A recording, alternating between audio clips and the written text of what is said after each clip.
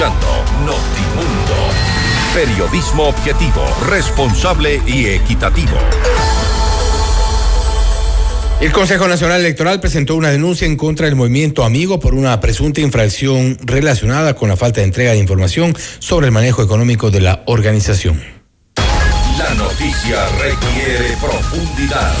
En Notimundo están los protagonistas de la noticia.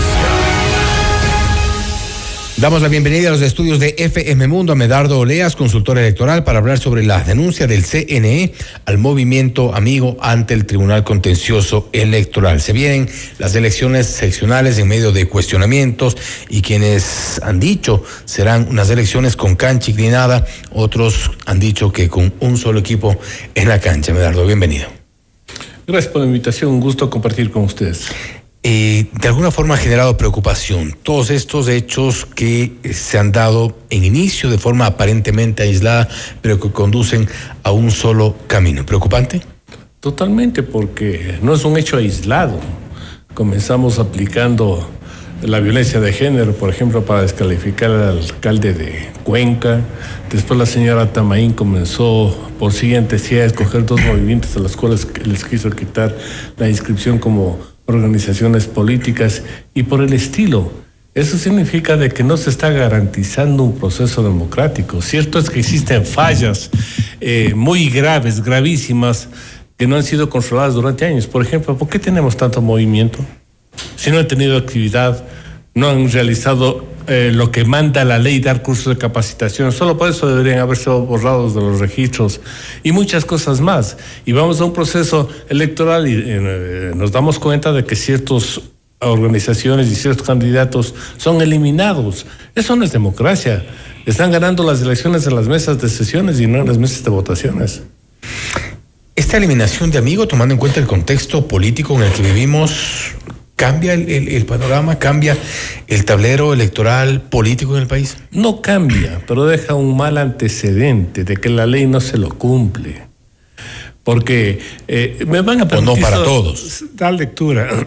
Por ejemplo, dice las sanciones de las organizaciones políticas. Esto dice el Código de la Democracia, artículo 374.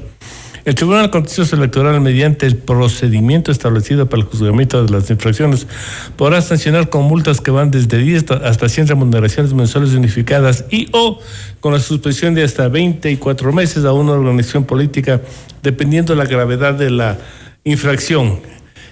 El número 3 dice que por pedido del fiscal, cuando éste realice una investigación por el delito de lavado de activos que involucren directamente a la organización. O sea que el fiscal sí podía pedir, pero el organismo electoral debía aplicar lo que manda acá, que debía juzgar esa infracción. Y el juzgamiento está en el 284. Pero por cierto, si un juez electoral dice simplemente yo le pongo 9 meses, ¿por qué 9 meses? ¿Por qué no 3, 6, 9, 12, un año? ¿Por qué? Eso no es juzgamiento. O sea, estamos nosotros dando un mal antecedente a lo que es el manejo y el respaldo que precisamente la ley le dio a un organismo que en derecho solucione los conflictos que se presenten en los procesos. ¿Pero cuál es el mensaje aquí? El mensaje es que los organismos electorales no están para garantizar la participación igualitaria y equitativa a todos los actores, sino que están dirigidos para sancionar a unos y beneficiar a otros. Y esto prevé unas seccionales, ¿cómo impacta en el electorado principalmente? Porque de alguna forma, y hemos visto la polarización por la que atraviesa nuestro país, hay claramente dos tendencias, dos opciones, queda una fuera, básicamente. Así es, pero la cosa es más grave. Mire usted que, por ejemplo, vamos a un proceso democrático donde el garante de la democracia es el Consejo Nacional Electoral. Él tiene que dar las oportunidades para que todos puedan darse a conocer en un proceso democrático. Más aún cuando adelantan las elecciones, dan 14 días para la promoción electoral, pero no dan las facilidades. Con otro agravante, si no controlan las inversiones que se realicen en el próximo proceso electoral, no solo gastarán abusivamente quienes tengan recursos, sino que también ingresa ya el dinero del narcotráfico y el crimen organizado. O sea, la cosa es muy complicada. Hay otro asunto que nadie está analizando. Se presentan más de 320 candidatos para el Consejo de Participación Ciudadana. ¿Quién está calificando las candidaturas con una oposidad bárbara? Es el Consejo Nacional Electoral. O sea, que ellos van a decir quiénes son candidatos y quiénes no. Y además permitir, mediante ese sistema, que cualquiera se inscriba. ¿Usted se imagina 300 candidatos? Vamos a tener un libretín para elegir. Va a elegir a 7 personas. O sea, vamos a tener un verdadero conflicto en el proceso de promoción, en el proceso de elección, y pasando naturalmente por los filtros y los controles que un organismo que no garantiza el derecho, la inscripción de las candidaturas, muchos van a ser eliminados también en esta etapa. Con este Consejo Nacional Electoral, tal como está conformado, con este Tribunal Contencioso Electoral, tal como está conformado, tenemos o deberíamos tener 2 instancias allí, pero en la práctica es una sola porque vemos una suerte de alineación entre los 2 organismos. Van con criterios unificados. Y todas las causas que se generan en el uno o el otro ya sabemos cuál es el resultado por anticipado. Entonces yo no creo que en derecho eso pueda suceder, porque cuando tenemos nosotros jueces en derecho debemos entender que el juez solo tiene que pronunciarse una vez que conoce los argumentos que presentan cada uno de los involucrados y previo al análisis de las pruebas dar una resolución, pero no actuar como están actuando ahora. Inseguridad jurídica. Total. No tenemos esa cultura de la legalidad, entonces todo el mundo sabe que si tiene amigos en el Consejo Nacional Electoral o en el Tribunal Contencioso Electoral le va a ir bien. Y esto es el asunto más grande que nosotros podemos tener. ¿Cuál es el efecto? Que la ciudadanía, que ya no confiaba en el Consejo Nacional Electoral con un rechazo de más del 80%, ahora se va a incrementar.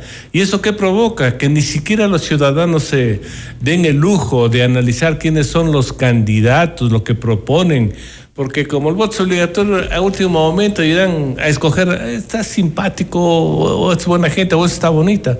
Eso no son elecciones, señores. La elección es la presentación de los candidatos que tengan las mejores propuestas para solucionar los problemas de la ciudad o de la provincia, porque estamos eligiendo alcaldes o prefectos. Pero si eso no sucede, ¿cuáles van a ser los parámetros para elegir?